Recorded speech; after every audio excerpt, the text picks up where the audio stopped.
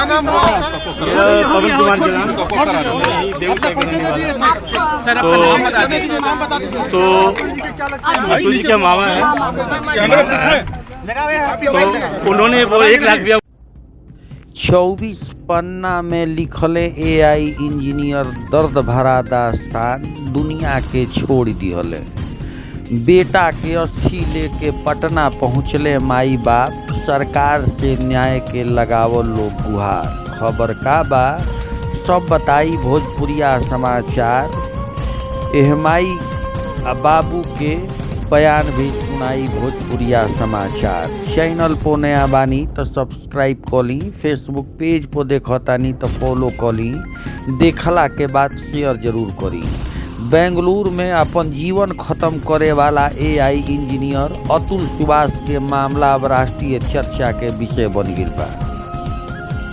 पत्नी के हरासमेंट से परेशान होके अतुल सोमवार के टंगा के अपन कहानी खत्म कर लेलन। मुँह से पहले करीब 1.5 घंटा के वीडियो बनैलन, 24 पन्ना के लेटर लिखलन। अतुल के माई बाबू आ उनकर अस्थि लेके बुध के पटना पहुँचलन। बेंगलुरु में ही उनकर अंतिम संस्कार क दिहल गईल।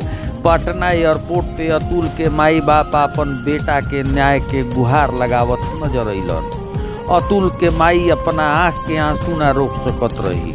रोअत रोअत एयरपोर्ट पे बेहोश हो गईली। होश में अइला के बाद उ कहली हमार लइका बहुत टॉर्चर कइल गईल, हमनी के बुढ़ापा के सहारा छीन लिहल गईल। अतुल के पिता न्याय प्रणाली पे सवाल उठावत कहलन कि हमार न्याय प्रणाली बहुत कमजोर बा, हमार बच्चा सब कुछ बयान दे गईल लेकिन न्याय ना मिलल। वो हमनी के कुछ ना बतैलस क्योंकि हमनी के दुखी ना करत चाहत रहे। वो लगातार प्रताड़ित होत रहे। हम चाहतानी कि हमार बेटा के इंसाफ मिले, कानून व्यवस्था सही होखे। अतुल के छोट भाई कहलन कि उनकर भाई पे झूठ केस चलत रहे, सिस्टम के खिलाफ लड़त लड़त अपन जान दे दिहलन। वही अतुल के मामा कहलन कि हमारा भांजा के साथे बहुत गलत भइल बा। कोर्ट में उनकर बात के ना सुनल गईल।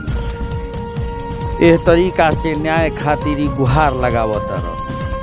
बाप कहतरन कि हमार बच्चा सब बयान दे के गइल बा, न्याय चाही। मामा कहतरन कि हमार बच्चा के साथे अन्याय भइल बा, सरकार से न्याय के मांग करतानी।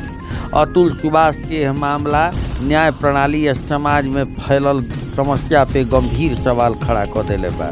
उनकर परिवार के अपील सबके ध्यान और खिंचले बा कि कैसे एगो युवा जौन देश के तकनीकी उन्नति में योगदान देत रहे, न्याय के उम्मीद में अपन जान दे दी।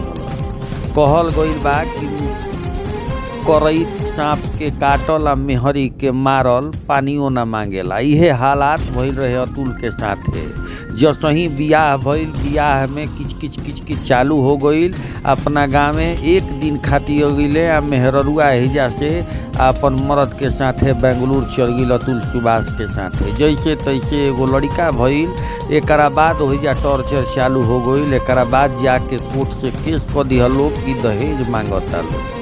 कोर्ट के भी खेला पो इस सिस्टम पर सवाल उठैले बाड़े अतुल सुभाष। लिखले बाड़े कि हमरा से कोर्ट तक में पैसा मांगल गईल।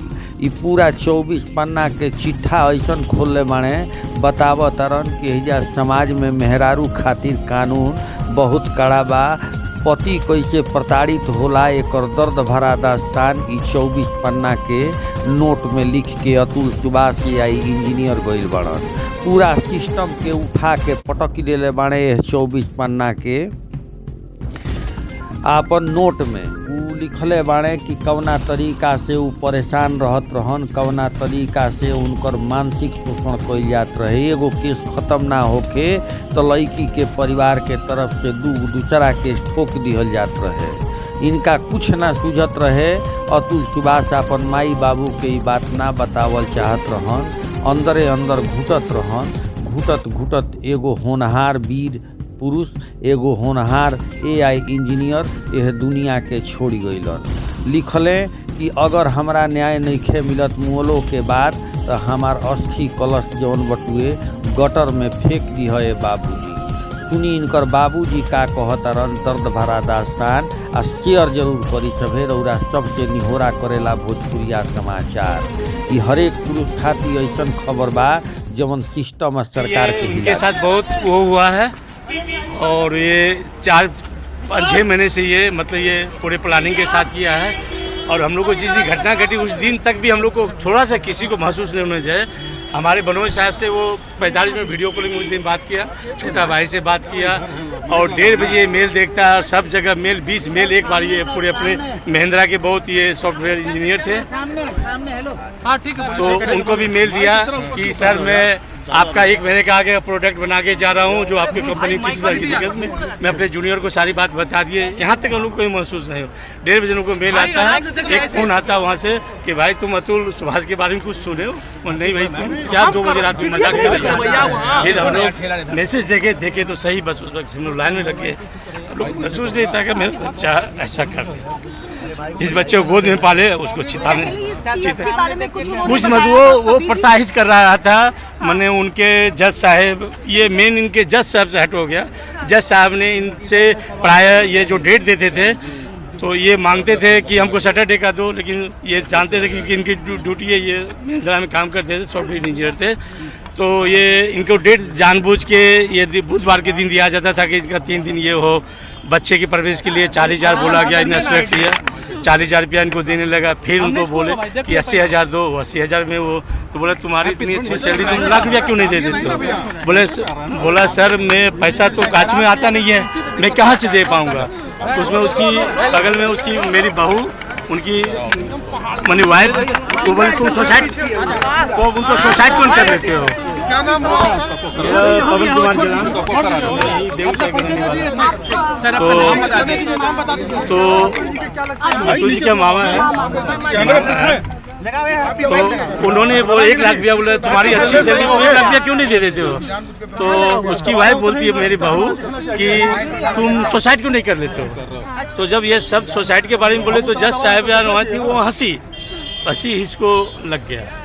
ये बोला जब मेरे कोई नहीं है, न्याय नहीं है, ये न्याय के लिए हमारा न्याय के लिए ये किया है और इन्होंने ये भी सोसाइटी में लिख के दिया मेरे को न्याय जैसी नहीं मिलेगा तो जौनपुर कोर्ट के आगे जो गटर उसमें डाल देना। आप लोग क्या चाहते हैं? हम लोग न्याय चाहते हैं, बच्चा न्याय के लिए वो किया है, उसको न्याय चाहिए। ऐसे और भी बहुत हमारे NGO में मिले थे, 35 लड़के थे, 35 लड़कों का हमसे सामने विजिट हुआ। 35 लड़के इसी दर्द के थे। कोई बोला मेरा 5 साल का बच्चा, कोई 2 साल का, कोई 4 साल का, कोई 6 साल की, सबके साथ लड़कियों के यही मैंने 37 लड़का ही मैंने इससे तुल रहा था। एक दूसरे को मदद में आता था। ये भी हमारा भी सुभाष जी मदद में जाते थे, लेकिन ऐसा मदद किए कि सबको छोड़ के पैसा का डिमांड किया। पैसा का डिमांड था। पैसे हम लोग सेटलमेंट के लिए 50 लाख मांगी, हम लोग तैयार हुए। 50 देने दे 1 करोड़ बोली, 1 करोड़ में बोले नहीं हम लोग ऐसा करो कुछ कम बेच, बोलो नहीं 1 में तैयार हुए। तो उसके बाद डायरेक्ट बोली 3 करोड़, तो 3 करोड़ बोली तो बोले।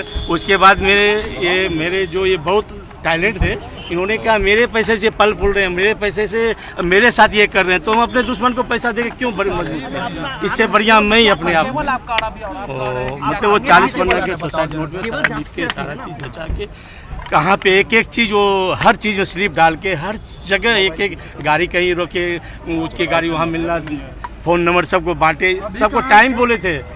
जिन हम उन्होंने घटना की थी, छोटे भाई को ड्राइवर को दिया, मेरा भाई कल आएगा, मेट को बोला कल से तुम खाना बनाने नहीं आओगे, कल से भाई आएगा, वो होटल में खाएगा। क्या उम्मीद कर रहे हैं? पीछे होकर बोलो कि हाँ युवकों को कई और भी हैं जिनके साथ यही घटना। मैं कहना आप लोग सही चाहता हूँ, उसको न्याय चाहिए, वो न्याय नहीं आएगी तो बोला मैं ऊपर जाके देखूंगा, सबको देखूंगा। अभी सास बहू ये सब कहाँ है? वो सब अपने जो वही है अपने जौनपुर में पुलिस एक्शन, बेंगलोर की पुलिस एक्शन अभी तक तो कुछ नहीं किया। अभी तक अगर कोई लड़की करती तो अभी लड़का अरेस्ट हो जाता है। आज लड़का किया तो लड़की अभी तक अरेस्ट नहीं। मेरा न्याय ये अब चाहिए तो ये अब न्याय तो आप ही लोग दिलाइएगा ना, हम लोग क्या कर सकते हैं?